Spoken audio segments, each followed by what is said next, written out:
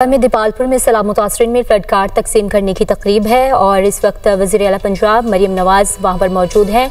DGPDMA Irfan Ali Kachiya की जानिब से वज़ीर आला पंजाब को ब्रीफ किया गया। सैलाब से मुतासरा इलाकों में नुकसानात का सर्वे जारी है। DGPDMA की जानिब से कहा गया है। मज़ीद उन्होंने कहा कि सर्वे के दौरान रोड एक्सीडेंट में एक सीनियर पटवारी जाँ बहक हुए हैं। 4.5 लाख मुतासरा खानदानों का सर्वे मुकम्मल कर लिया गया है।